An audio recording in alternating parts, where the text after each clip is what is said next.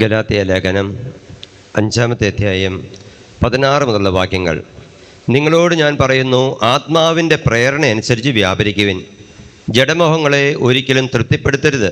എന്നാൽ ജഡമോഹങ്ങൾ ആത്മാവിനെതിരാണ്, ആത്മാവിൻ്റെ അഭിലാഷങ്ങൾ ജഡത്തിനുമെതിരാണ്.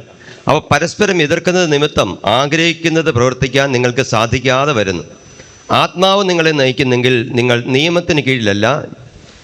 ജഡത്തിൻ്റെ വ്യാപാരങ്ങൾ എല്ലാവർക്കും അറിയാം.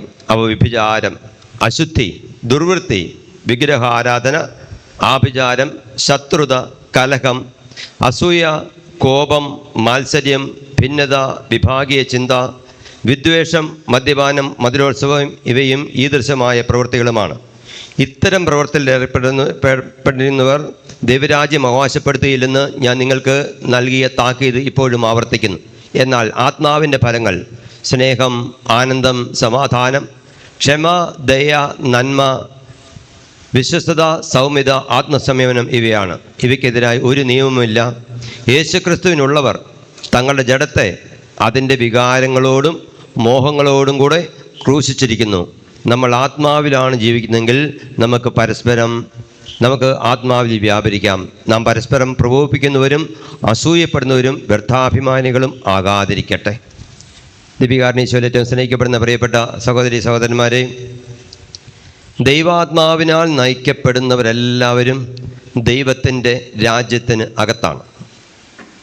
ദൈവാത്മാവിൽ നിന്ന് അകന്നു നിൽക്കുമ്പോൾ ജഡത്തിൻ്റെ അരൂപികൾ നമ്മളെ സ്വാധീനിക്കുകയും അതിലൂടെ നരക രാജ്യത്തിൽ നമ്മൾ അംഗങ്ങളായി മാറുകയും ചെയ്യുന്നു. നമ്മുടെ സ്വഭാവങ്ങൾ പരിശോധിച്ചാൽ, ചിന്തകൾ, മനോഭാവങ്ങൾ പരിശോധിച്ചാൽ നമ്മൾ ഏത് രാജ്യത്തിലേക്കാണ് തിരിഞ്ഞിരിക്കുന്നത്, എവിടെയാണ് നമ്മുടെ കൂറ് എന്ന് തിരിച്ചറിയാനായിട്ട് സാധിക്കും. നമ്മുടെ സ്വഭാവങ്ങളെ തിരിച്ചറിയുമ്പോഴാണ് നമ്മൾ ദൈവത്തിൻ്റെ ഹിതമനുസരിച്ചാണോ മുമ്പോട്ട് പോകുന്നതെന്ന് അറിയാൻ സാധിക്കുന്നത്.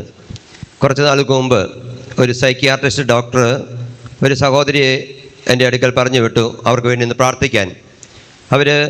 ആ സഹോദരി ആത്മഹത്യ ചെയ്യാനായിട്ട് കുറേയേറെ ഗുളികയെടുത്ത് വിഴുങ്ങി. മരിച്ചില്ല, പക്ഷേ അതിൻ്റേതായ സൈഡ് എഫക്റ്റ് കാരണം കുറേ നാൾ, 1 മാസത്തോളം ആശുപത്രിയിൽ കിടന്നു. അതുപോലെ തന്നെ അസ്വസ്ഥതകളായിരുന്നു. അതെല്ലാം കഴിഞ്ഞു. പക്ഷേ ഇപ്പോഴും മാനസികമായ വിഷമങ്ങളൊന്നും മാറിയിട്ടില്ല. അങ്ങനെ ഒരു അവസ്ഥയിലാണ്. ആ സഹോദരി ഒന്ന് പ്രാർത്ഥിക്കാനായിട്ട് വന്നപ്പോൾ ആ സഹോദരിയോട് ഞാൻ സംസാരിച്ചു. വിവാഹിതയാണ്, 2 കുഞ്ഞുങ്ങളുടെ അമ്മയാണ്.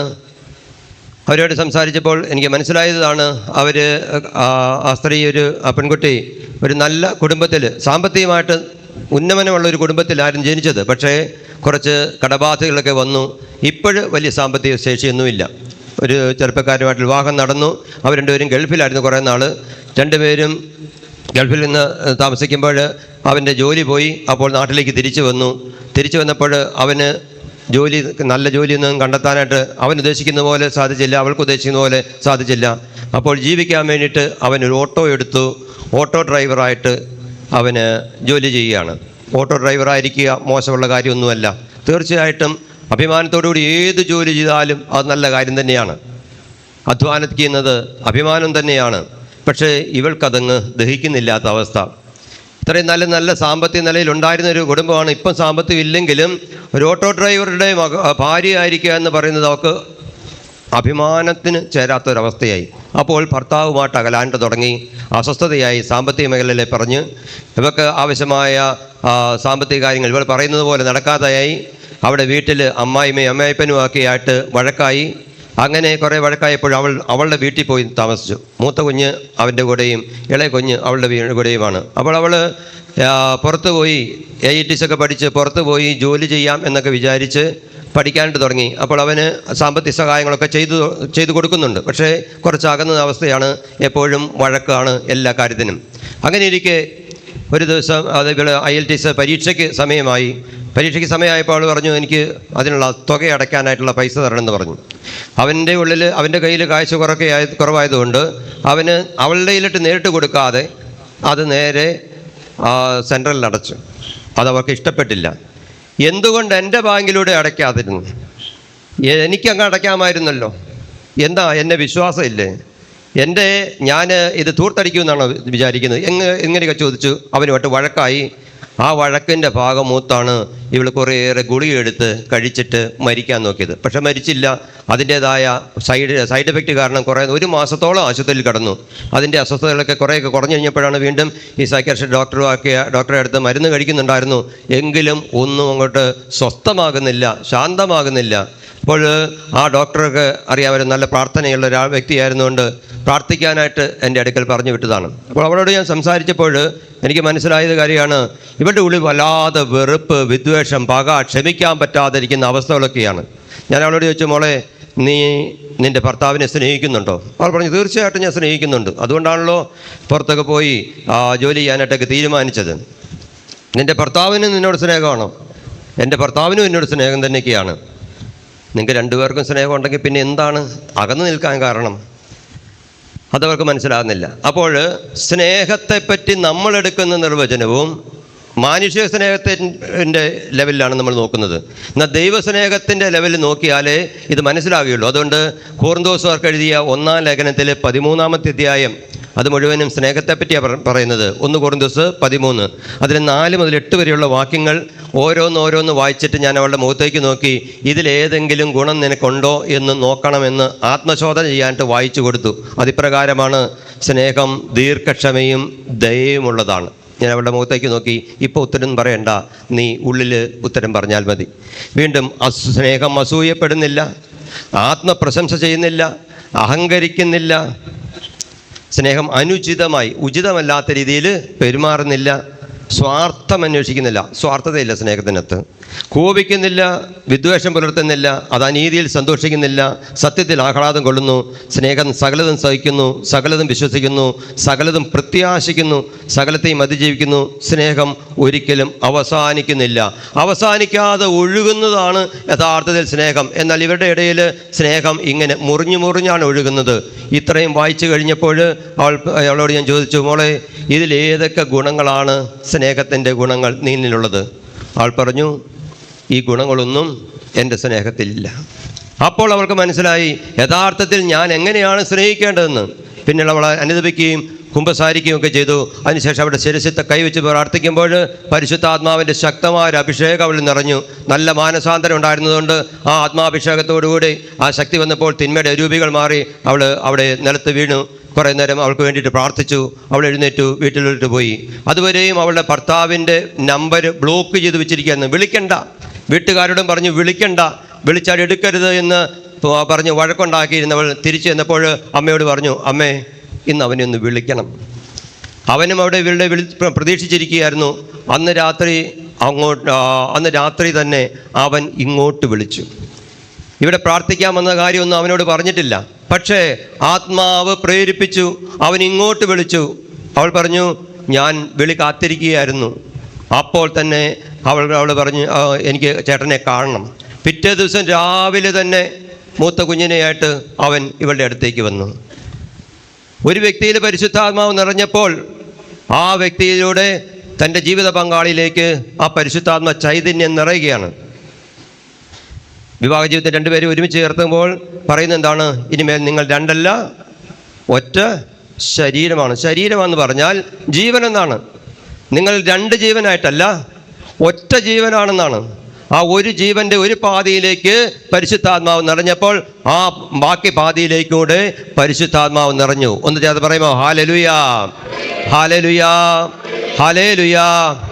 ഇവിടെയാണ് ഭാര്യയ്ക്ക് വേണ്ടി ഭർത്താവ് പ്രാർത്ഥിക്കുമ്പോൾ, ഭർത്താവിന് വേണ്ടി ഭാര്യ പ്രാർത്ഥിക്കുമ്പോൾ, മക്കൾക്ക് വേണ്ടി മാതാപിതാക്കൾക്ക് പ്രാർത്ഥിക്കുമ്പോഴൊക്കെ നടക്കുന്ന കൃപ എന്ന് പറയുന്നത്. അപ്പോൾ ഈ ഒരു വ്യക്തി മാനസാന്തരപ്പെട്ട് വീട്ടിൽ ചെന്ന് എനിക്ക് എൻ്റെ ഭർത്താവിനോട് സംസാരിക്കണമെന്ന് ആഗ്രഹിച്ചപ്പോൾ തന്നെ അവൻ ഇങ്ങോട്ട് വരികയാണ്. പിറ്റേ ദിവസം വന്നു. അവർ നല്ല ഒരുമയിലായി. അവൾ പരീക്ഷയൊക്കെ എഴുതി ജയിച്ച് വിദേശത്ത് പോയെന്നാണ് എനിക്ക് തോന്നുന്നത്. പിന്നീട് കോൺടാക്റ്റ് ഒന്നുമില്ല. ഏതായാലും അവർ തമ്മിൽ സ്നേഹത്തിലും ഐക്യത്തിലും പോയി എന്നാണ് ആ കന്നാളുകളിൽ എനിക്ക് അറിയാനായിട്ട് സാധിച്ചത്. ഇവിടെ വെറുപ്പ്, വിദ്വേഷം, പക ഈ കുഞ്ഞിലേക്ക് നിറഞ്ഞു കഴിഞ്ഞപ്പോൾ അവൾ എല്ലാവരുമായിട്ട് പ്രശ്നത്തിലായിരുന്നു. എന്നാൽ അത് മാറിക്കഴിഞ്ഞപ്പോൾ അവൾ ഐക്യത്തിലായി. ഒരാളിൽ ഈ പൈശാചിക പീഡയുണ്ടോ എന്ന് അറിയുന്നതിന് ഒന്നാമത്തെ കാര്യമെന്ന് പറയുന്നത് ഈ ദൈവിക കാര്യങ്ങളുള്ള അകൽച്ചയാണ്. ഈ അവസ്ഥ വന്നപ്പോൾ മുതൽ പ്രാർത്ഥിക്കാനായിട്ട് താല്പര്യമില്ല, പള്ളിയിൽ പോകാൻ താല്പര്യമില്ല, ആത്മീയ കാര്യങ്ങളൊന്നും ചെയ്യാൻ താല്പര്യമില്ല, കുമ്പസാരമില്ല. ഇങ്ങനെ നടക്കുന്ന ഒരവസ്ഥയായിരുന്നു ഈ പെൺകുട്ടിക്ക്. അങ്ങനെ ദൈവത്തോട് മറുതലിച്ച് മാറി നിൽക്കുന്നു. രണ്ടാമതായിട്ട് ഒരു സ്വഭാവം എന്ന് പറയുന്നത് മറ്റുള്ളവരോടുള്ള ബന്ധത്തിൽ പ്രതിസന്ധി ഉണ്ടാകും. മറ്റുള്ളവർ പറയുന്നത് കേൾക്കാൻ താല്പര്യമില്ല, എല്ലായിടത്തും നിന്ന് അകന്ന് നിൽക്കാനായിട്ടാണ് തോന്നുന്നത്, ഒറ്റയ്ക്കായിരിക്കാനായിട്ട് തന്നെയാണ് തോന്നുന്നത്. അതാണ് പൈശാചിക സ്വാധീനത്തിൻ്റെ മറ്റൊരു പ്രത്യേകത. ഒറ്റയ്ക്കായിരിക്കുക. ആരെയും കാണുന്ന ഇഷ്ടമില്ലെന്നേ. അവളുടെ അമ്മായിമ്മനെ കാണുന്ന ഇഷ്ടമില്ല, അമ്മായിപ്പനെ കാണുന്ന ഇഷ്ടമില്ല. വീട്ടിലോട്ട് വന്നപ്പോൾ ഈ ദേഷ്യം കാരണം സ്വന്തം മാതാപിതാക്കൾ എന്തെങ്കിലും പറഞ്ഞാൽ പോലും പെട്ടെന്ന് പൊട്ടിത്തെറിക്കും, ദേഷ്യപ്പെടും.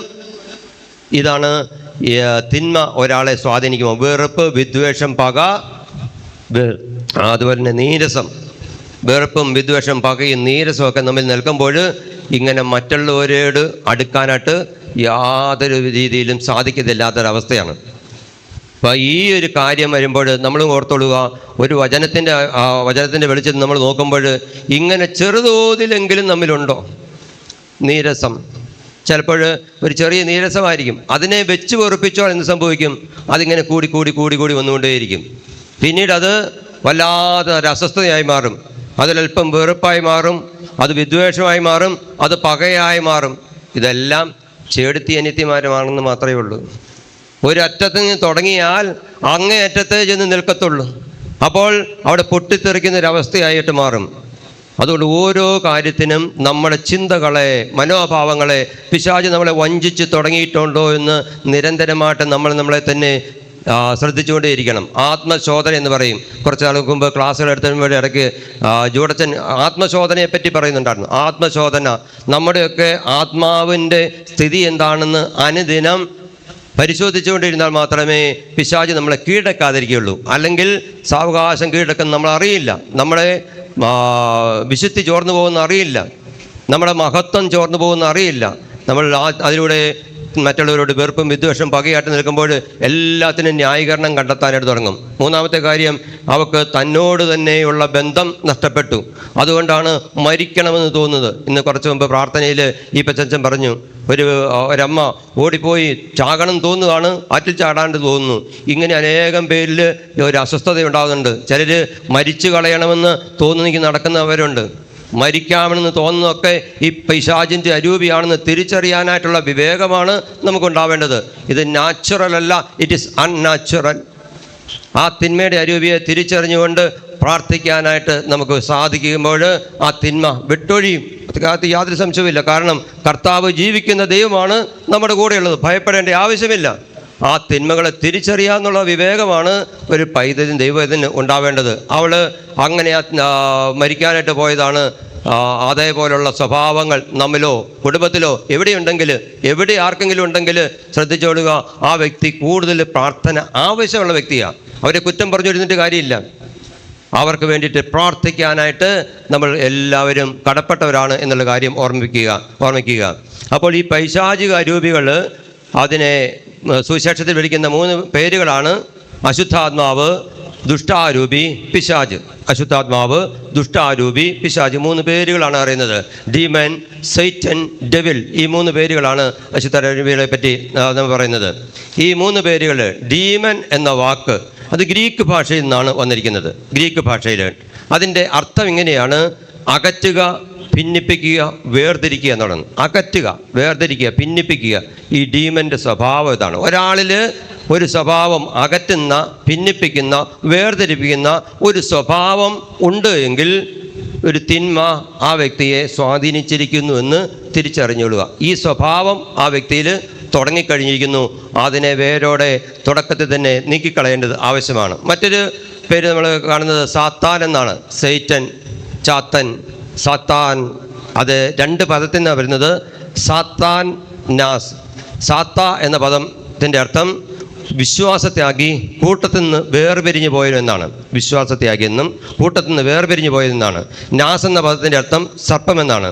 അപ്പോൾ കൂട്ടത്തിൽ നിന്ന് വേർപിരിഞ്ഞു പോയ സർപ്പമാണ് സാത്താൻ. അതാണ് മാലാഖമാരായിരുന്നേ. ദൈവസന്നിധിയിരുന്ന മാലാഖമാർ കൂട്ടത്തിൽ നിന്ന് വേർപിരിഞ്ഞു പോയാണ് അവർ സാത്താനായി മാറിയത്. ദൈവത്തിൻ്റെ പ്രകാശത്തിൽ പ്രകാശവാഹകനായ ലൂസിഫറും കൂട്ടരുമാണ് സാത്താനായിട്ട് മാറിയത്. ദൈവസന്നിധിയിലായിരുന്നു എന്നുള്ളതുണ്ട്, പക്ഷേ അവൻ്റെ സ്വഭാവം കൊണ്ട് അവൻ അകന്നുപോയി. യെശയ്യാ പ്രവാചകന്റെ പുസ്തകത്തിൽ 14-ാമത്തെ അധ്യായം 12 മുതലുള്ള വാക്യങ്ങൾ നമുക്ക് കാണാനായിട്ട് സാധിക്കും. ഉഷസ്സിൻ്റെ പുത്രനായ പ്രഭാത നക്ഷത്രമേ, നീ എങ്ങനെ ആകാശത്ത് നിന്ന് വീണു? ജനതകളെ കീഴടക്കുന്ന നിന്നെ എങ്ങനെ തറയിൽ വെട്ടിവീഴ്ത്തി? നീ തന്നെത്താൻ പറഞ്ഞു, ഞാൻ സ്വർഗത്തിലേക്ക് കയറും, ഉന്നതങ്ങളിൽ ദൈവത്തിൻ്റെ നക്ഷത്രം കുപരി എൻ്റെ സിംഹാസനം ഞാൻ സ്ഥാപിക്കും. ഉത്തരദിക്കിൻ്റെ അതിർത്തിയിലെ സമാഗമ പർവ്വതത്തിൻ്റെ മുകളിൽ ഞാൻ ഇരിക്കും. ഉന്നതമായ മേഘങ്ങൾക്ക് മീതെ ഞാൻ കയറും. ഞാൻ അത്യുന്നതനെ പോലെയാകും. എന്നാൽ നീ പാതാളത്തിൻ്റെ അഗാധഗർത്തത്തിലേക്ക് തള്ളിയിടപ്പെട്ടു. പാതാളത്തിൻ്റെ ഗർത്തത്തിലേക്ക് ഇടപ്പെട്ട ഈ മാലാഖന്മാരാണ് യഥാർത്ഥത്തിൽ പിശാചുക്കളായി മാറിയത്. വെളിപാടിൻ്റെ പുസ്തകത്തിൽ 12-ാമത്തെ അധ്യായം 7-ാമത്തെ 8-ാമത്തേക്ക് വാക്യം ഇങ്ങനെ പറയുന്നു: അനന്തരം സ്വർഗത്തിലൊരു യുദ്ധമുണ്ടായി. മിഖായേലും അവൻ്റെ ദൂതന്മാരും സർപ്പത്തോട് പോരാടി. സർപ്പവും അവൻ്റെ ദൂതന്മാരും എതിർത്ത് യുദ്ധം ചെയ്തു. എന്നാൽ അവർ പരാജിതരായി. അതോടെ സ്വർഗത്തിൽ അവർക്ക് ഇടമില്ലാതായി. ആ വലിയ സർപ്പം, സർവ്വലോകത്തെയും വഞ്ചിക്കുന്ന സാത്താനെന്നും പിശാചെന്നും വിളിക്കപ്പെടുന്ന ആ പുരാതന സർപ്പം ഭൂമിയിലേക്ക് വലിച്ചെറിയപ്പെട്ടു. അവനോടുകൂടെ അവൻ്റെ ദൂതന്മാരും എങ്ങോട്ടാണ് എറിയപ്പെട്ടിരിക്കുന്നത്? എങ്ങോട്ടാ? ഭൂമിയിലേക്കാണ്. ഇവിടെ ഉണ്ടെന്ന് നമുക്കെതിരെ യുദ്ധം ചെയ്യാൻ അവൻ ഇവിടെയുണ്ട്, അവൻ മണത്തട്ടിൽ നിലയുറപ്പിച്ചിട്ടുണ്ട് എന്നുള്ള തിരിച്ചറിവ് ദൈവമക്കൾക്ക് ഉണ്ടാവണം. ചിലർക്ക് സാത്താൻ ഉണ്ടെന്നുള്ള ബോധ്യം തന്നെയില്ല. എന്നാൽ ചിലർക്ക് എല്ലാം കാണുന്നതെല്ലാം സാത്താനാണെന്ന് പറഞ്ഞ് നടക്കുകയും ചെയ്യും. വിവേകത്തോടു കൂടി കാര്യങ്ങളെ കാണാനായിട്ട് സാധിക്കട്ടെ. ഇപ്പോൾ തിന്മ നമ്മളെ സ്വാധീനിക്കുമ്പോൾ നമ്മുടെ സ്വഭാവത്തിൽ, ചിന്തകളിൽ, മനോഭാവങ്ങളിൽ അത് തിരിച്ചറിയാൻ സാധിക്കും. സാത്താൻ എന്ന് പറഞ്ഞാൽ കൂട്ടത്തിൽ നിന്ന് വേർപിരിഞ്ഞു പോയവൻ എന്നാണ്, ഭിന്നിച്ചു പോയവൻ എന്നാണ്. മറ്റൊരു വാക്ക് ശുദ്ധാരൂപിയെ സൂചിപ്പിക്കുന്നത് ഡെവിൽ എന്ന വാക്കാണ്. ഡെവിൽ അത് ദിയാ ബല്ലൈൻ എന്ന 2 വാക്കിൽ നിന്നാണ് വരുന്നത്. ദിയാ ബല്ലൈൻ. ദിയ എന്ന വാക്കിൻ്റെ അർത്ഥം ഇടയിലൂടെ എന്നാണ്. ബല്ലൈൻ എന്ന വാക്കിൻ്റെ അർത്ഥം ബലമായി തിരികെ കയറ്റുക എന്നാണ്. ഇടയിലൂടെ ബലമായി തിരികെ കയറ്റുക, അതായത് ആപ്പ് വെക്കുക എന്ന് പറയും. പണ്ടൊക്കെ അത് നമ്മൾ കണ്ടിട്ടുണ്ട്. വലിയ മരങ്ങൾ ഇങ്ങനെ പൊക്കി വെച്ചിട്ട് ഇങ്ങനെ വാളിനെ അറുത്തുകൊണ്ടിരിക്കുമ്പോൾ കുറച്ചിങ്ങ് അറുത്ത് വരുമ്പോൾ അത് വീണ്ടും ചേരാതിരിക്കാണ്ട് അതിനകത്ത് ആപ്പ് വെക്കും. അതിൻ്റെ മുമ്പ് പിന്നെ അറുത്തറുത്ത് വരുമ്പോൾ വീണ്ടും ഇടയ്ക്ക് ആപ്പ് വെക്കും. അങ്ങനെയാണ് അത് അറുത്തറുത്ത് അങ്ങേറ്റത്ത് വരുമ്പോഴാണ് 2ആയിട്ട് മാറുന്നത്. എന്ന് പറഞ്ഞതുപോലെ ജീവിതത്തിൻ്റെ ചില പ്രതിസന്ധികൾ, ഈ വെറുപ്പ്, വിദ്വേഷം, പക, ഓരോന്നും തുടങ്ങുമ്പോൾ ഈ വാളിന് അറക്കുന്ന സ്വഭാവം ഇങ്ങനെ വന്നുകൊണ്ടായിരിക്കുന്നത്. അതാണ് ഓർത്തോളുക. അങ്ങനെ അറക്കുമ്പോൾ ഇവൻ ഇടയ്ക്ക് നിൽക്കും. ഇന്ന് വീണ്ടും കൂടിച്ചേരരുത്, ബന്ധങ്ങൾ കൂടിച്ചേരരുത്, ഭാര്യാഭർത്താക്കന്മാർ കൂടിച്ചേരരുത്. അതിന് പറ്റിയ സ്വഭാവങ്ങൾ ആയിട്ട് ഇവൻ ഇടയ്ക്ക് നിൽക്കും. അപ്പോൾ ഇങ്ങനെ വേർപിരിയുന്ന ഒരു സ്വഭാവം, അകന്നു നിൽക്കുന്ന ഒരു സ്വഭാവം നമുക്കുണ്ടെങ്കിൽ ഉടനെ ശ്രദ്ധിച്ചുകൊള്ളുക, ഈ തിന്മ നമ്മളെ കീഴടക്കിയിരിക്കുന്നു. ഒന്ന് ചേർത്ത് പറയാമോ? Hallelujah, hallelujah, hallelujah. അപ്പോൾ നമ്മുടെ സ്നേഹബന്ധത്തിന് തടസ്സം നിൽക്കുന്ന, അത് ദാമ്പത്യ ബന്ധത്തിനാകാം, സഹോദരത്തിനാകാം, ഏത് കാര്യത്തിനും തടസ്സമായി ഇടയ്ക്ക് നിൽക്കുന്ന ചില ചിന്തകൾ തന്നെ തുടങ്ങുമ്പോഴേ അതിനെതിരെ നമ്മൾ കുമ്പസാരിച്ച് നമ്മുടെ ഹൃദയ ചിന്തകളെ വിശുദ്ധീകരിച്ചുകൊള്ളുക.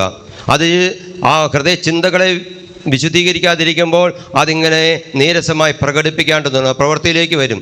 വിചാരത്തിൽ നിന്ന് വികാരങ്ങളുണ്ടാകും. ആ വികാരങ്ങൾ പിന്നും പ്രവൃത്തിയായിട്ട് മാറും. അത് പ്രവൃത്തിയിലെത്തുന്നതിന് മുമ്പ് തന്നെ നമ്മളെ തന്നെ ശ്രദ്ധിക്കുക. ഈ 3 കാര്യങ്ങൾ, വെറുപ്പ്, വിദ്വേഷം, പക, അത് കൂടിക്കൂടി വരുമ്പോൾ ക്ഷമിക്കാൻ പറ്റാതിരിക്കുന്ന അവസ്ഥ. അതിനിടയ്ക്ക് ആര് നിൽക്കുന്നുണ്ട്? ഡെവിൽ, സാത്താൻ. നമ്മളെ വേർതിരിക്കാൻ അവൻ്റെ സ്വഭാവം നമ്മളെ ദൈവരാജ്യത്തു നിന്ന് വേർതിരിച്ച് നിർത്തുക എന്നുള്ളതാണ്. ഇടയ്ക്ക് കയറി നിൽക്കുന്നത് ദൈവരാജ്യം നമ്മെ അകറ്റി നിർത്തുന്നതിന് വേണ്ടിയിട്ടാണ് എന്നുള്ള വിവേകമാണ് നമുക്ക് ഓരോരുത്തർക്കും ഉണ്ടാവേണ്ടത്. അപ്പോഴാണ് ക്ഷമിക്കാൻ പറ്റാതിരിക്കുന്ന അവസ്ഥകൾ, നീരസത്തെ തുടങ്ങുന്നത് മുതൽ ഏതെല്ലാം ചിന്തകളുണ്ടോ കൂടെ പോയി നമ്മൾ കുമ്പസാരിച്ചുകൊണ്ടേയിരിക്കണം, നമ്മളെ വിശുദ്ധീകരിച്ചുകൊണ്ടേയിരിക്കണം. അപ്പോൾ അടിമയാകത്തില്ല. ഈ കൊച്ചു നീരസങ്ങൾ ഇങ്ങനെ കൂട്ടി വെക്കുമ്പോഴാണ് പിന്നീട് ക്ഷമിക്കാൻ പറ്റാതിരിക്കുന്ന അവസ്ഥകൾ. എന്നാലും അവൻ എന്നോട് എങ്ങനെ പറഞ്ഞല്ലോ, എന്നാലും അവൾ എന്നോട് ഇങ്ങനെ പറഞ്ഞല്ലോ, എന്നാലും അവരെങ്ങനെ ചെയ്തല്ലോ, ഞാൻ എത്രമാത്രം ഉപകാരം ചെയ്തിട്ടും എന്നോട് അങ്ങനെയാണല്ലോ പെരുമാറുന്നത്, അതുകൊണ്ട് ഇവനുമായിട്ട് ഇനി യാതൊരു ബന്ധവും ഇല്ല. ക്ഷമിക്കാൻ പറ്റാതിരിക്കുന്ന അവസ്ഥകൾ. അവൻ വിജയിച്ചു. അവനെ വിജയിപ്പിക്കരുത് എന്ന് ഒരു ദൈവവേദലിന് നല്ല വാശി ഉണ്ടാകണം. അവരോടുള്ള വാശിയല്ല, പിശാചിനോടുള്ള വാശിയാണ്, അവൻ ഇറങ്ങിപ്പോകണമെന്നുള്ള വാശിയാണ് നമുക്കുണ്ടാവേണ്ടത്. ആ ഒരു വാശിയോടുകൂടെ ആത്മീയ യുദ്ധം ചെയ്യാണ്ട് തുടങ്ങിയാൽ അവൻ അമ്പെ പരാജയപ്പെടും. ഇതാ പാമ്പുകളുടെയും തേളുകളുടെയും ശത്രുവിൻ്റെ സകല ശക്തിയുടെ മേലും ചവിട്ടി നടക്കാൻ നിങ്ങൾക്ക് ഞാൻ അധികാരം തന്നിട്ടുണ്ട്. ആ അധികാരം എടുത്ത് നമ്മൾ ഉപയോഗിക്കണം. ഈ തിന്മയുടെ സ്വാധീനങ്ങൾ ആദ്യ മാതാപിതാക്കന്മാരെ സ്വാധീനിച്ചപ്പോൾ ഈ 3 തലങ്ങൾ ദൈവത്തോടുള്ള ബന്ധത്തിൽ അകലിച്ചുണ്ടായി, തമ്മിലുള്ള ബന്ധത്തിൽ അകലിച്ചുണ്ടായി, തന്നോട് തന്നെയുള്ള ബന്ധത്തിലും അകലിച്ചുണ്ടായി. ദൈവം മനുഷ്യനെ സൃഷ്ടിച്ചപ്പോൾ നമുക്ക് നമ്മുടെ ഛായയിലും സാദൃശ്യത്തിലും മനുഷ്യനെ സൃഷ്ടിക്കാമെന്നാണ് ദൈവം പറഞ്ഞത്. ഛായയിലും സാദൃശ്യത്തിലും ദൈവത്തെ പോലെ, ദൈവത്തിൻ്റെ നന്മയിൽ, ദൈവത്തിൻ്റെ അനന്തതയിൽ തന്നെയാണ് ദൈവം മനുഷ്യനെ സൃഷ്ടിച്ചത്. അത്രമാത്രം മനുഷ്യനെ ബഹുമാനിച്ചിട്ടുണ്ട്.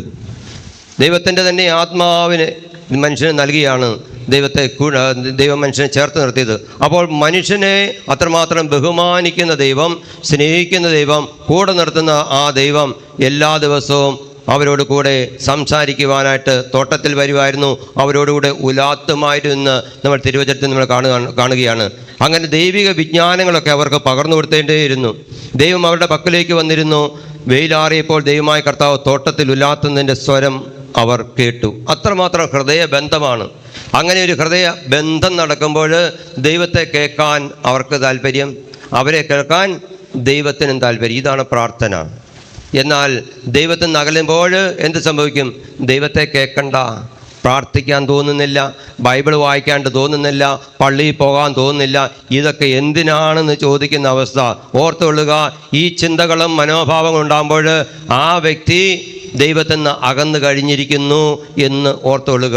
അവൻ നരകരാജ്യത്തിലേക്ക് നടന്നുകൊണ്ടാണിരിക്കുന്നത്, സ്വർഗരാജ്യത്തിലേക്കല്ല. അതിനെല്ലാം ന്യായീകരണങ്ങളും പറഞ്ഞുകൊണ്ടേയിരിക്കും. ഇവിടെയാണ് അനുദപിക്കുവിൻ, ദൈവരാജ്യം സമീപിച്ചിരിക്കുന്നു എന്ന് ഈശോ പറഞ്ഞത്. ദൈവത്തോട് ചേർന്ന് നിൽക്കുന്ന വ്യക്തികൾക്കൊക്കെ ആ കുർബാനയുടെ മുമ്പിലായിരിക്കാൻ, വചനം വായിക്കാൻ നല്ല തീഷ്ണതയുണ്ട്.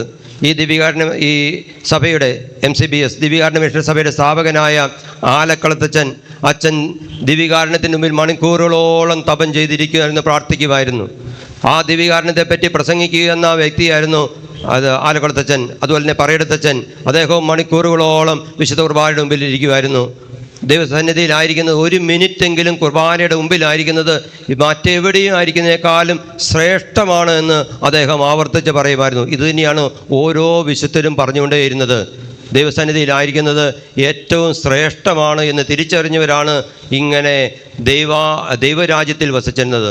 ദൈവത്തോട് ചേർന്ന് വസിക്കുക എന്നതാണ് ദൈവരാജ്യം എന്ന് പറയുന്നത്. അങ്ങനെ ആ ദൈവരാജ്യ അനുഭവം നമ്മിലുണ്ടോ? പ്രാർത്ഥിക്കാനായിട്ട് നല്ല താല്പര്യമുണ്ടോ? അതോ വല്ലപ്പോഴൊക്കെ ഒരു ചടങ്ങ് പ്രാർത്ഥനയിൽ നിർത്തിപ്പോവുകയാണോ എന്ന് നമ്മൾ തന്നെ ആത്മശോധന ചെയ്യണം. നമ്മുടെ വചനവായന എത്രമാത്രം തീക്ഷ്ണമാണ്? നമ്മുടെ ദൈവബന്ധം എത്രമാത്രം തീക്ഷ്ണമാണ്? നമ്മൾ ദൈവത്തോട് ചേർന്ന് നിൽക്കുമ്പോൾ ദൈവം ആഗ്രഹിക്കുന്നത് സഹോദരങ്ങളുമായിട്ടും തന്നെ ഐക്യത്തിൽ ജീവിക്കാൻ വേണ്ടിയിട്ടാണ്.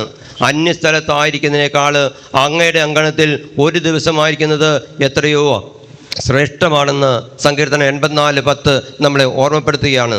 ദൈവസന്നിധിയിൽ ഒരു ദിവസം 1000 വർഷം പോലെയും 1000 വർഷം ഒരു ദിവസം പോലെയാണ്. അപ്പോൾ ഈ തിരുമണിക്കൂറിൽ ഇവിടെ വന്ന് ആരാധന നടത്തുമ്പോൾ 1000 വർഷത്തും ജീവിക്കുന്നത് പോലെയാണ്. നിത്യതയോളം എത്തുന്നതാണ് ഈ ബന്ധം.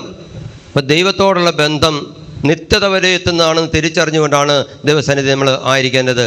ഈ ബന്ധത്തിലാണ് ദൈവരാജ്യത്തിൻ്റെ അരൂപി നമ്മളെ ഭരിക്കുന്നത്. അല്ലെങ്കിൽ എന്ത് സംഭവിക്കും? ലോകാരൂപിയിലൂടെ പിശാചിൻ്റെ അരൂപി നമ്മളെ ഭരിച്ച് ദൈവത്തിൽ നിന്ന് അകറ്റിക്കൊണ്ടേയിരിക്കും. അങ്ങനെ നരകരാജ്യത്തിൻ്റെ അരൂപിയിലായും. ഇവിടെയാണ് ഡിവോഴ്സുകൾ ധാരാളം സംഭവിക്കുന്നത്. ഞാൻ ഗൂഗിളിൽ ഒന്ന് സെർച്ച് ചെയ്ത് നോക്കി, കേരളത്തിലെ ഡിവോഴ്സുകൾ 2025 എത്രയെന്ന് നോക്കി. അതിനുള്ള പെറ്റീഷൻസ് തന്നെ 35,238 പെറ്റീഷനാണ് ഒരു വർഷം. ഒരു മാസം 2418 പെറ്റീഷനാണ് കൊടുത്തിരിക്കുന്നത്.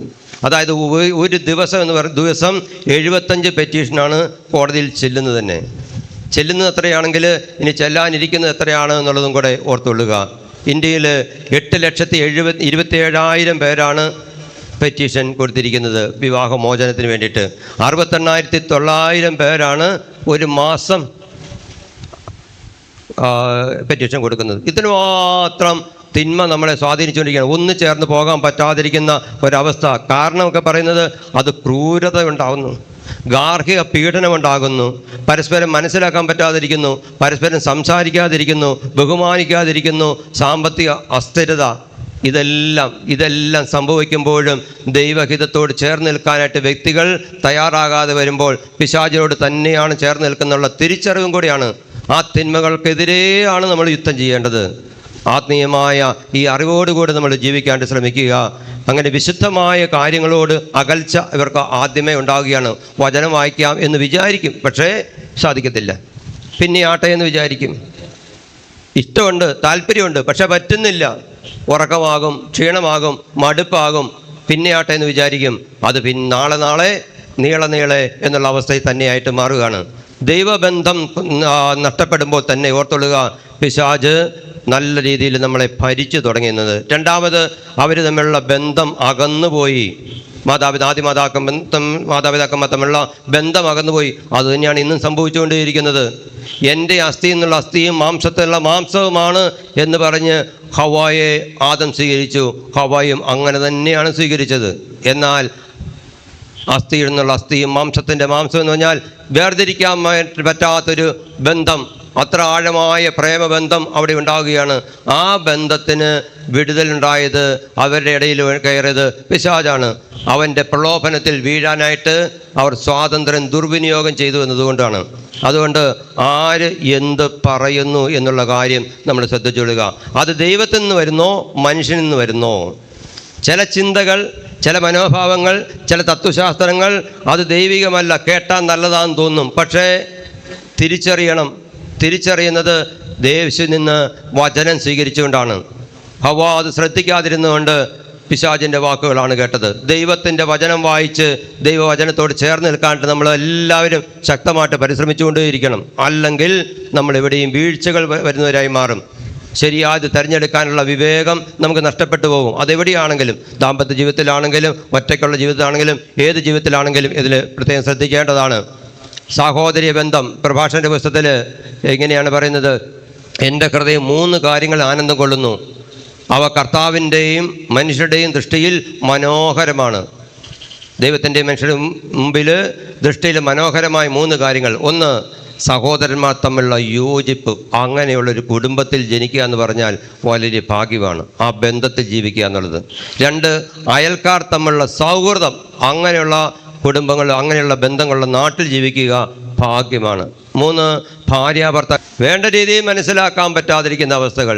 ശരീരത്തിൻ്റെയും ഞാൻ പറഞ്ഞു വന്ന് പിശാചിൻ്റെ ആധിപത്യത്തെ തിരിച്ചറിവ് വരുമ്പോഴും നമ്മൾ വേണ്ട രീതിയിൽ ദൈവത്തോട് ചേരാതെ വരുമ്പോൾ, ദൈവം പറയുന്നത് കേൾക്കാതെ പോകുമ്പോഴാണ് നമ്മൾ പല അബദ്ധങ്ങളിലും ചെന്ന് ചാടുന്നത്. ദൈവത്തോട് ചേർന്ന് നിൽക്കാനായിട്ട് നമുക്കെപ്പോഴും ഒരു ഹൃദയമുണ്ടാവണം. അവിടെ ക്ഷമയുണ്ട്, ദയയുണ്ട്, കരുണയുണ്ട്, ഇതെല്ലാം അവിടെ നടന്നുകൊണ്ടിരിക്കുകയാണ്. തെറ്റിപ്പോയി കർത്താവേ എന്ന് പറയാനുള്ള ഒരു മനോഭാവം ഉണ്ടാവണം ഏത് കാര്യത്തിനും. കുമ്പസാരത്തിൽ ഏറ്റവും ആവശ്യം എന്താണ്? അനുതപിച്ചു കുമ്പസാരിക്കുക എന്നുള്ളതാണ്. അവർക്ക് തെറ്റുപറ്റിപ്പോയപ്പോൾ ദൈവം വന്നപ്പോൾ അവർ അനുതപിച്ചിരുന്നെങ്കിൽ, ആദവും ഹവ്വയും അനുതപിച്ചിരുന്നെങ്കിൽ, ആദത്തോട് ചോദിച്ചു, നിന്നെ എന്താ സംഭവിച്ചെന്ന് ചോദിച്ചപ്പോൾ, നീ തന്ന സ്ത്രീ എന്നെ വഞ്ചിച്ചു. ഓരോരുത്തരും അങ്ങോട്ടും ഇങ്ങോട്ടും കുറ്റം പറയുകയാണ്. ഇതാണ് പാപം കയറിയുള്ള പ്രശ്നം. എന്നാൽ അതെങ്ങനെ പറയുമായിരുന്നു? ദൈവമേ, എനിക്ക് തെറ്റുപറ്റിപ്പോയി, എൻ്റെ ജീവിത പങ്കാളിയെ ചേർത്ത് നിർത്തുന്നതിൽ എനിക്ക് തെറ്റുപറ്റിപ്പോയി, ഞങ്ങൾക്ക് 2 പേർക്കും കുറവുകൾ വന്നു, ഞങ്ങളോട് ക്ഷമിക്കണമേ എന്ന് പറഞ്ഞ് അനുദപിച്ചിരുന്നെങ്കിൽ അവിടെ വെച്ച് തന്നെ കർത്താവ് അവരുടെ കാര്യത്തിൽ ഇടപെട്ടേനെ. എന്നാൽ അങ്ങോട്ടും ഇങ്ങോട്ടും കുറ്റപ്പെടുത്തുക മാത്രമാണ് ചെയ്യുന്നത്. ഇതേ കാര്യം ഇന്നും നടന്നുകൊണ്ടിരിക്കുകയാണ്. ഇതൊരു പഴങ്കഥയല്ല, ഇപ്പോഴും നടന്നുകൊണ്ടിരിക്കുന്ന യാഥാർത്ഥ്യം തന്നെയാണ്. പരസ്പരം കുറ്റപ്പെടുത്തൽ മാത്രമേ ഉള്ളൂ. അവരങ്ങനെ ചെയ്തുകൊണ്ട് എനിക്ക് ക്ഷമിക്കാൻ പറ്റുന്നില്ല, ഇവരിങ്ങനെ ചെയ്തുകൊണ്ട് ക്ഷമിക്കാൻ പറ്റുന്നില്ല. ഇങ്ങനെ പറയുമ്പോഴും ക്ഷമിക്കാൻ പറ്റുന്നില്ല എന്ന് പറയുമ്പോഴും ആരുടെ ആധിപത്യമാണ് നമ്മൾ ഏറ്റുപറയുന്നത്? പിശാചിൻ്റെ ആധിപത്യം. ക്ഷമിക്കാൻ പറ്റുന്നില്ല, വെറുപ്പും വിദ്വേഷവും പകയും വെച്ച് കൊടുക്കുമ്പോൾ ഇപ്പോഴും അവൻ ആധിപത്യം നമ്മൾ കൊടുക്കുകയാണ്. ഈശോ കുരിശിൽ കിടക്കുമ്പോൾ പറഞ്ഞത് അവൻ ആധിപത്യം കൊടുത്തില്ല. അത്രമാത്രം പീഡകളിലൂടെ കടന്നു പോകുമ്പോഴും ആ കുരിശിൽ കിടക്കുമ്പോൾ ഈശോ എന്ത് പറഞ്ഞു? പിതാവേ, ഇവരോട് ക്ഷമിക്കണമേ, ഇവർ ചെയ്യുന്നത് എന്തെന്ന് ഇവരറിയുന്നില്ല. പിശാചിന് ഒരു അവസരം പോലും കൊടുത്തില്ല. പീഡനത്തിൻ്റെ അങ്ങേറ്റത്ത് നിൽക്കുമ്പോഴും, പീഡനത്തിൻ്റെ ഏറ്റവും അറ്റത്ത് നിൽക്കുമ്പോഴും പിശാചിന് അവസരം കൊടുത്തില്ല. മാനുഷികമായ ഒരു രീതിയിൽ വേദനിക്കുമ്പോൾ സ്വാഭാവികമായിട്ട് സംഭവിക്കുന്നത് അത് വേദനിപ്പിച്ചവരോട് വെറുപ്പുണ്ടാകുക, അവരെ ശപിക്കുക, അതോടൊപ്പം തന്നെ ദൈവത്തെ ശപിക്കുക എന്നുള്ളതാണ് മാനുഷിക ഭാവം. പക്ഷെ ദൈവത്തെ ചേർത്ത് നിർത്തപ്പോൾ ആ ദൈവ മനുഷ്യൻ പറഞ്ഞു, അവരോട് ഞാനിതാ ക്ഷമിക്കുന്നു. അവിടെയും പിശാച് പരാജയപ്പെട്ടു. എവിടെ ക്ഷമിക്കുന്നോ, എവിടെ വെറുപ്പ്, വിദ്വേഷം, പക, നീരസം ഉപേക്ഷിക്കുന്നോ, കുമ്പസാരിച്ച് ഉപേക്ഷിക്കുന്നോ, അവിടെ പിശാച് പരാജയപ്പെടും. ഒന്ന് ചേർത്ത് പറയാമോ? ഹല്ലേലൂയാ, ഹല്ലേലൂയാ, ഹല്ലേലൂയാ. ഈ ആത്മീയ ജ്ഞാനത്തോടുകൂടെ നമ്മളിലുണ്ടാകുന്ന ഏത് വെറുപ്പും വിദ്വേഷവും പകയും നീരസവും അനുദിനം ദൈവസന്നിധിയിൽ ഏറ്റു പറഞ്ഞുകൊണ്ട് നമ്മൾ മാപ്പ് ചോദിച്ച് പ്രാർത്ഥിച്ചാൽ പിശാചിന് നമ്മുടെ വീട്ടിൽ സ്ഥാനമില്ല. നമ്മൾ ദൈവരാജ്യത്തിലായിരിക്കും, ദൈവരാജ്യത്തിൻ്റെ മക്കളിലായിരിക്കും. ആ കുടുംബത്തിൽ സ്വർഗരാജ്യം ഉണ്ടാകും, നരകരാജ്യം ഉണ്ടാവില്ല. അനേകം കുടുംബങ്ങളിൽ നരകരാജ്യത്തിന് കാരണം എന്താണ്? പരസ്പര ഐക്യമില്ല, സ്നേഹമില്ല, ക്ഷമിക്കാൻ പറ്റുന്നില്ല, വെറുപ്പ്, വിദ്വേഷം, പക, അതിനെല്ലാം ന്യായീകരണം കണ്ടെത്തും. അത് പിശാച് അത് പറഞ്ഞു കൊടുക്കുകയും ചെയ്യും. അവനോടല്ല നമുക്ക് കോൺട്രാക്റ്റ് ഉണ്ടാവേണ്ടത്, നമുക്ക് നമ്മുടെ ഈശോയോട് കോൺട്രാക്റ്റ് ഉണ്ടാകണം. പാപമെന്ന് പറയുന്നത് ദൈവത്തിൽ നിന്നുള്ള അകലച്ചയാണ്. പാപമെന്ന് പറയുന്നത് ദൈവത്തോടുള്ള കോൺട്രാക്റ്റ് ഉപേക്ഷിക്കുകയും പിശാചിനോടുള്ള കോൺട്രാക്റ്റ് ഉടമ്പടി സ്ഥാപിക്കുകയുമാണ്. എന്നാൽ അനുതാപം എന്ന് പറയുന്നത് ദൈവത്തോട് അടുക്കാൻ വേണ്ടിയിട്ട് പിശാചുമായുള്ള കോൺട്രാക്റ്റ് ഉപേക്ഷിക്കുക, ഉടമ്പടി ഉപേക്ഷിക്കുക, ഈശോയുമായി ഒരു പുതിയ ഉടമ്പടി ചെയ്യുക എന്നുള്ളതാണ്. ഒന്ന് ചേർന്ന് പറയുമോ? ഹല്ലേലൂയാ, ഹല്ലേലൂയാ, ഹല്ലേലൂയാ. അതാണ് ഈ പുതിയ ഉടമ്പടി അൾത്താരയിൽ നടന്നുകൊണ്ടിരിക്കുന്നത്. ഇത് പുതിയ ഉടമ്പടിയുടെ എൻ്റെ രക്തമാകുന്നു. പുതിയ ഉടമ്പടി എന്ത് ഉടമ്പടിയാണ്? ദൈവത്തോടുള്ള ബന്ധത്തിൻ്റെ പുതിയ ഉടമ്പടിയാണ്. അപ്പോൾ ആരോടുള്ള ഉടമ്പടിയാണ് വേണ്ട എന്ന് വെക്കുന്നത്? സാത്താനുള്ള ഉടമ്പടി വേണ്ട എന്ന് വെക്കുകയാണ്. അത് കീറിക്കളയുകയാണ്, അത് ഉപേക്ഷിക്കുകയാണ്, അതിനുള്ള സാഹചര്യങ്ങളെ ഉപേക്ഷിക്കുകയാണ്, പാപത്തിൻ്റെ എല്ലാ വഴികളെ ഉപേക്ഷിക്കുകയാണ്, അവൻ്റെ ചിന്തകളെ ഉപേക്ഷിക്കുകയാണ്. ഇനി ഞാൻ ദൈവം പറയുന്നത് മാത്രമേ കേൾക്കുകയുള്ളൂ. അവിടെ ദൈവരാജ്യമുണ്ട്.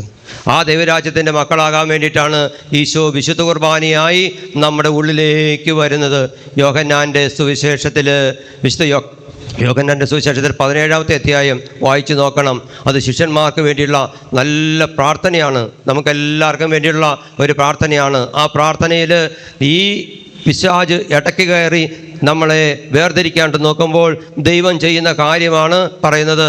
അതാണ് വിശുദ്ധ കുർബാന, വിശുദ്ധ കുർബാന സ്വീകരിക്കുമ്പോൾ അതിന് ഇംഗ്ലീഷിൽ പറയുന്ന പേരാണ് ഹോളി കമ്മ്യൂണിയൻ, പരിശുദ്ധ സ്വീകരണം. കമ്മ്യൂണിയൻ, ഒന്നായി തീരുക. വേർപെട്ട് നിൽക്കുന്നിടത്തുനിന്ന് ഒന്നായി തീരാൻ എന്ത് ചെയ്യണം? ഈ കുർബാന സ്വീകരിക്കണം, ഈശോയെ സ്വീകരിക്കണം, ഈശോയെ നമ്മുടെ രക്ഷകനും നാഥനുമായിട്ട് സ്വീകരിക്കണം. പിശാചിനെ ഉപേക്ഷിക്കുക.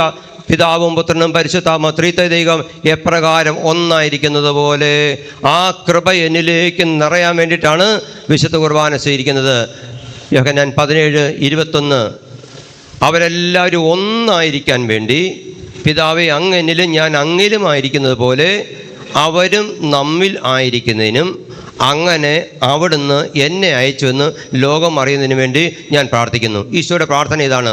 അവരെല്ലാവരും ഒന്നായിരിക്കാൻ, 2, 3, 5, 10 ആയിരിക്കാൻ വേണ്ടല്ല, ബാബേൽ പോലെ ആയിരിക്കാൻ വേണ്ടല്ല, അവരൊന്നായിരിക്കാൻ, 2 ആയിരിക്കാൻ വേണ്ടിയിട്ടല്ല, അവരൊന്നായിരിക്കാൻ, ഒരേ ഐക്യത്തിൽ ജീവിക്കാൻ, ഒരേ ഹൃദയ ഐക്യത്തിൽ ജീവിക്കാൻ.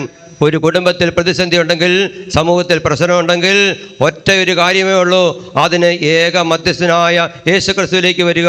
ഒന്നാകാനുള്ള വഴി ഈശോയിലൂടെ മാത്രമേ ഉള്ളൂ, ആ കുർബാന സ്വീകരണത്തിലൂടെയേ ഉള്ളൂ. 22-ാം വാക്യം, നാം ഒന്നായിരിക്കുന്നത് പോലെ, അതാണ് മോഡല്. പിതാവും പുത്രനും ഒന്നായിരിക്കുന്നത് പോലെ അവരും ഒന്നായിരിക്കുന്നതിന്, നാം ഒന്നായിരിക്കുന്നത് പോലെ അവരും ഒന്നായിരിക്കുന്നതിന് അങ്ങ് എനിക്ക് തന്ന മഹത്വം അവർക്ക് ഞാൻ നൽകി. അതാണ് വിശുദ്ധ കുർബാന. ദൈവത്തിൻ്റെ മഹത്വം മുഴുവനും കുർബാനയായി നമ്മിലേക്ക് തരുന്നത് എന്തിനു വേണ്ടിയിട്ടാണ്? നമ്മൾ ഒന്നായിരിക്കുന്ന പോലെ, പിതാവും പുത്രനും ഒന്നായിരിക്കുന്നത് പോലെ നമ്മളും ഒന്നായി ജീവിക്കാൻ വേണ്ടിയാണ്. ഒരേ ഐക്യത്തിൽ, ഒരേ ഹൃദയത്തിൽ, ഒരേ താളത്തിൽ ജീവിക്കുന്നതിന് വേണ്ടിയിട്ടാണ്. അതിനു വേണ്ടിയാണ് ഈശോ വിശുദ്ധ കുർബാന സ്ഥാപിച്ച് നമ്മുടെ നാവിലേക്ക് അലിയുന്നത്. അങ്ങനെ ദൈവം തന്നിട്ട് എനിക്കത് വേണ്ട എന്ന് പറഞ്ഞു പോയാൽ നമ്മളെങ്ങനെ ഒന്നായി നിൽക്കും? ഒരു ഞായറാഴ്ചയെങ്കിലും ഒരുമിച്ച് വരുമ്പോൾ മുഴുവൻ കുർബാനയിൽ പങ്കെടുത്തിട്ട് ഒന്നാകാൻ വേണ്ടിയിട്ട് കുർബാന സ്വീകരിക്കുന്നില്ലെങ്കിൽ നമ്മൾ എങ്ങനെ ഒന്നാകും? നമ്മൾ 2, 4, 10 പോകും. നിങ്ങൾ നിങ്ങളുടെ ശത്രുക്കൾക്കെതിരെ ചെല്ലും, നിങ്ങൾ 7 വഴിയിലൂടെ പലായനം ചെയ്യും. എന്നാൽ ഒന്നായിട്ട് നിന്നാലോ ശത്രു നിങ്ങൾക്കെതിരെ വരും, 7 വഴിയിലൂടെ ശത്രു പലായനം ചെയ്യും. ശത്രുക്കളെ പരാജയപ്പെടുത്തണമെങ്കിൽ ഒരേ ഐക്യത്തിൽ നിൽക്കണം, യേശു ക്രിസ്തുവിനോട് കൂടെ നിൽക്കണം. അതാണ് വിശുദ്ധ കുർബാനയുടെ ബന്ധമെന്ന് പറയുന്നത്, ഒന്നായിരിക്കാൻ. അപ്പോൾ നമ്മളെ അകറ്റി നിർത്തുന്നവൻ്റെ സ്വഭാവം ഏതാണെന്ന് തിരിച്ചറിഞ്ഞ് ചിന്ത, വാക്ക്, പ്രവൃത്തി, ബന്ധങ്ങൾ ഇതിലേതൊക്കെയാണ് തിരിച്ചറിഞ്ഞുകൊണ്ട് തിന്മയ്ക്കെതിരെ ആത്മീയ യുദ്ധം ചെയ്യാൻ നമുക്കെല്ലാവർക്കും സാധിക്കട്ടെ. അങ്ങനെ ദൈവരാജ്യത്തിൻ്റെ മക്കളാകട്ടെ, നരകരാജ്യത്തിൽ നിന്ന് വിടുതൽ ലഭിക്കട്ടെ, ദൈവശക്തി നമ്മിലേക്ക് വ്യാപരിക്കട്ടെ.